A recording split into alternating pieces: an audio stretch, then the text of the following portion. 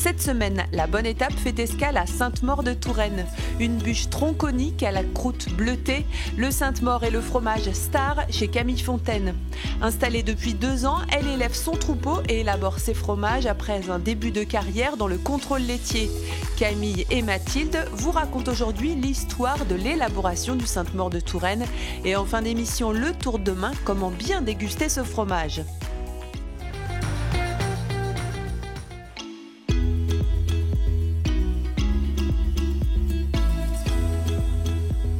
On arrive dans ton troupeau. Il y a combien de chèvres là, Camille? Là, il y en a 130 en ce moment. 130 là, ouais, en tout ici. Ouais. Et là, on est avec de la paille. Donc là, on va les pailler. Oui. Pour qu'elles aient une litière propre pour dormir ce soir. C'est leur lit, c'est pas leur manger. Voilà, c'est pour qu'elles dorment. C'est les draps propres. C'est des draps propres. Voilà. Qu'est-ce que je fais exactement? Donc là, j'enlève tu tires sur la ficelle. Ouais. Hop. Donc j'enlève ma fourche ou tu te prends les pieds dedans? Non, c'est bon. Non, c'est bon. Et après, avec ta fourche, tu éparpilles la Il faut aller jusqu'au bout là-bas? On peut, oui. Et ça, je vais pas leur faire mal? Non. Hop.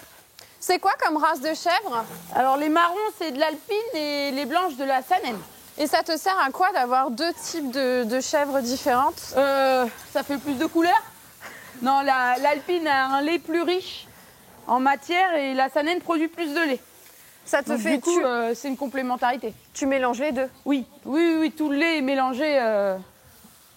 Tout le lait est mélangé. Hop, on va emmener un petit peu de paille au fond vu qu'il y a les bébés. On emmène de la paille au fond.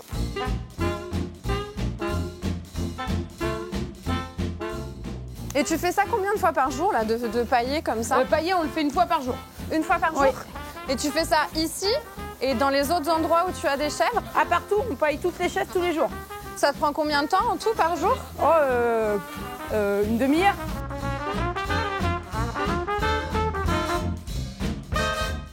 Comment on passe du 13e arrondissement de Paris à un troupeau de chèvres? En fait, je suis partie de Paris juste après le collège en études agricoles. Et donc, du coup, j'ai fait tout mon cursus en études agricoles.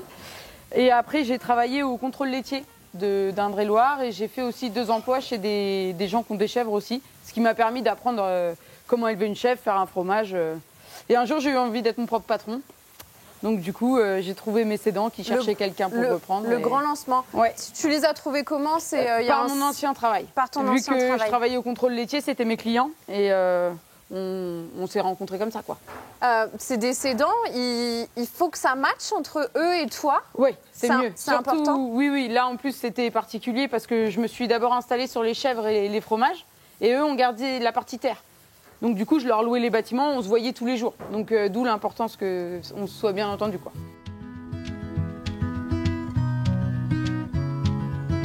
C'est quoi les plus et les moins d'une reprise? Dans mon cas, les plus, c'est que mes cédants étaient à côté. C'est une petite structure. Donc du coup, j'ai que 120 chèvres, quoi. Aujourd'hui, c'est pas une grosse ferme. Donc c'est à taille humaine. Et après, les moins, il y en a.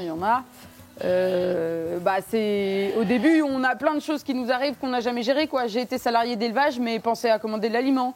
Ce genre de choses qu'on gère pas forcément et on se retrouve le matin, on n'a plus de chèvre laitière. On se dit, ah. Comme moi aujourd'hui, qui n'ai pas du tout géré que pendant un tournage, j'étais susceptible de me faire manger les bottes par mes chèvres. Et surtout celle-là.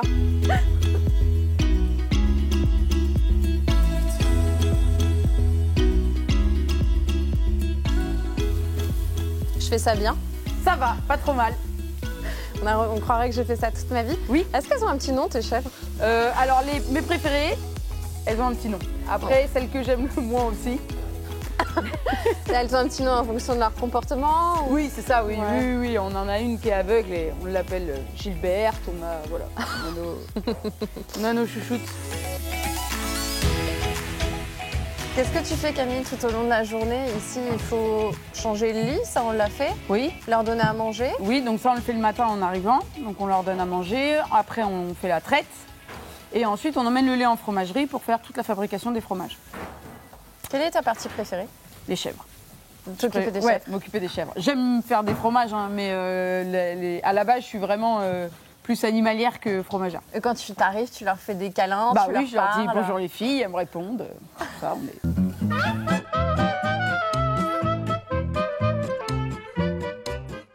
Est-ce que tes chèvres ont leur petit caractère? Oui, alors comme on voit, il y en a des plutôt collantes, affectueuses.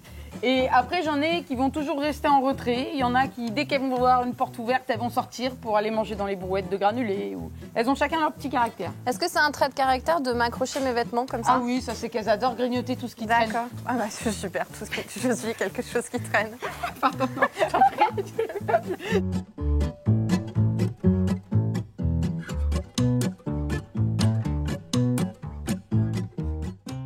Il faut environ 2 litres de lait pour un fromage. Aujourd'hui, le Sainte-Maure de Touraine est la première AOP caprine de France. Elle comprend 30 producteurs fermiers. Donc on va rentrer voir les petits bébés. Ils ont quel âge ces petits bébés là? Elles ont un mois et demi là. Et pourquoi tu les sépares du reste du troupeau? Parce qu'elles sont encore au lait. Et si on veut faire du fromage et qu'elles boivent le lait des mamans, on n'aura plus de lait pour les fromages. Et donc là, du coup, je leur mets du lait en poudre. Et là, maintenant, elles vont bientôt être sevrées parce qu'elles sont assez grandes. Donc du coup, elles vont passer sur une alimentation solide. Et le lait en poudre, c'est comme le lait en poudre de nos bébés à nous? Oui, c'est du lait de chèvre en poudre. Enfin, voilà, ouais. C'est fait pour les petites chevrettes. Et on voit sur le haut de leur tête, là, c'est des petites cornes qui commencent à Voilà, pousser. c'est ça. En fait, on les a enlevées parce que la chèvre, c'est un animal très bagarreur. Et du coup, avec les cornes, on a des risques d'éventration de mamelles ou quoi, qu'elles se fassent mal entre elles, en fait. Donc du coup, quand elles sont toutes petites, on leur enlève pour éviter les accidents. Est-ce que dans ta traçabilité, le fait de faire de l'AOP Sainte-Maure, ça te donne certaines obligations que tu dois respecter? Sur l'élevage à proprement dit, sur la traçabilité des animaux, non. Après, on est obligé de produire nos fourrages issus de la zone AOP. C'est surtout sur l'alimentation et ensuite la fabrication du fromage. On a un gros lien au terroir sur l'alimentation, mais après, les animaux, moi, j'élève mes chèvres... Voilà, je ne suis pas obligée d'élever mes chevrettes. Si je ne pouvais pas, je pourrais les acheter d'un élevage du coin. Et est-ce que tu peux acheter ton lait, toi, ici, si tu avais décidé de ne pas faire d'élevage de chèvres? Non, j'ai pas le même statut si j'achète mon lait que si je le produis. Là, je suis productrice fermière. Si j'achète mon lait, demain, je serai transformatrice. C'est pas la même chose.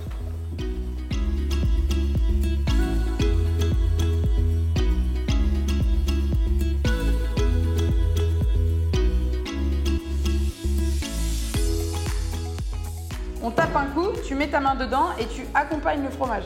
D'accord? Tu enlèves ton moule en le tenant droit et hop, le fromage tombe. Il ne faut pas que tu suives ton moule avec ton fromage, sinon tu vas le casser en deux. Allez. J'ai la pression. Je tape. Tu tapes, mets ta main dedans, tu vas le sentir glisser, tu l'accompagnes, garde ton moule droit, Ouais. tu l'enlèves et là, hop, voilà, impeccable. Et là, c'est assez fantastique parce que moi, quand je le mange, je vois jamais cette forme tronconique. On voit bien que là, c'est beaucoup plus large qu'ici. Oui, parce qu'en séchant, le fromage, il va se resserrer. Donc du coup, on a moins cet effet vraiment tronconique. Mais quand on le démoule, ça fait vraiment ça. Ouais, c'est parti, je suis fromagère. Allez, c'est bon? Ouais, on est Alors dedans. Combien de litres de lait il faut? En moyenne, il faut 2 litres de lait. 2 litres pour un Sainte-Maure? Pour un Sainte-Maure. Après, ça dépend des saisons, très bien. L'été, il faut toujours un petit peu plus de lait que l'hiver. Pourquoi? Parce que le lait, il fait chaud, les chèvres boivent plus, donc on dit que ça dilue plus le lait. Est-ce qu'il y a, du coup, par rapport à ce que tu me dis, est-ce qu'il y a une saisonnalité du goût du lait? On a, oui, en fonction des saisons. Après, c'est subjectif. Je trouve que les fromages d'hiver sont meilleurs que les fromages d'été. On a des fromages plus gras, on a des fromages plus concentrés, quoi. La spécificité du Sainte-Maure de Touraine? C'est sa paille de seigle gravée. Donc du coup, on a une paille de seigle avec le nom du producteur et marqué AOP Sainte-Maure de Touraine qu'on insère dans le fromage. Et donc là, hop, tu la mets à peu près au centre et tu pousses dans le fromage. Dans quel sens? Il y a un sens Peu spécifique? importe, tant qu'elle est mise droite dans le fromage. Elle sert à quoi cette paille?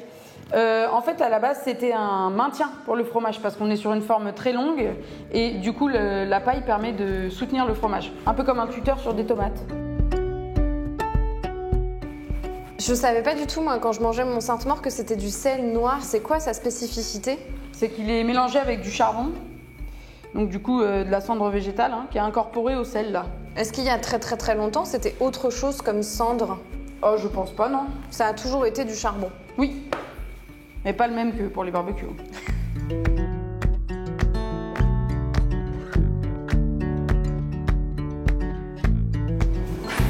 C'est ta caverne d'Alibaba? Voilà, donc là c'est en fait où je stocke et j'affine tous les fromages qui sont fabriqués. Tu stockes et tu affines? En même temps. C'est une pièce où je régule la température et l'hygrométrie pour que mon fromage il évolue de la meilleure façon possible. Ce qu'on a salé tout à l'heure, c'est pas encore un AOP Sainte-Maure de Touraine. T'as pas le droit de le vendre? Non, il faut qu'il ait 11 jours chez moi.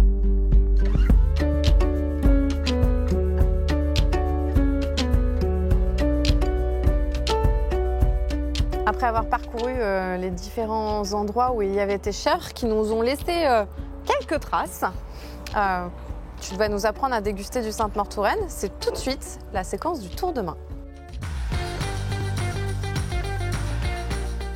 L'astuce, Camille, c'est une astuce de découpe. Oui, alors le Sainte-Maure de Touraine, comme on disait tout à l'heure, il y a un petit bout et un gros bout. Donc on commence toujours à découper le Sainte-Maure par le gros bout. Pourquoi? Sinon, il y a une légende qui dit que ça coupe le lait des chèvres. Mais sinon, en soi, c'est parce que le gros bout sera toujours plus égoutté que le petit. Car pendant la période de l'égouttage, on a vu le petit bout est en bas. Donc le Sainte-Maure de Touraine, il est comme ça dans le moule. Donc du coup, tout le jus va descendre en bas. Donc le gros bout sera plus égoutté que le petit. Donc vaut mieux le manger en dernier. Vaut mieux le manger en dernier. Donc, on coupe, on tourne autour de la paille et on fait une tranche. Tu nous en as amené 3 différents. Est-ce qu'il y a une bonne manière de le manger ou c'est comme on a envie? C'est comme on a envie. Après, là, on a un très crémeux. Alors, les très crémeux, comme ça, le meilleur, c'est sur du pain au four. Comme ça, la crème fond et on fait un super chèvre chaud. Et après, ceux-là, on les mange comme on veut, sur du pain, en nature, comme ça, comme on veut. Merci Camille de nous avoir fait découvrir ton exploitation. Si je peux me permettre maintenant, je te fais découvrir mon petit plaisir à moi avec le Sainte-Maure de Touraine. C'est de le manger comme toi, si j'ai bien compris, très crémeux, sur une tartine de pain aux fruits avec de la confiture de pommes. Merci. Je pense que ça devrait réussir à te convaincre. Très bon. Très bon, c'est validé par la productrice. Super. Merci à toi en tout cas de nous avoir fait découvrir ton exploitation. Et moi, je vous retrouve très très vite pour une nouvelle bonne étape.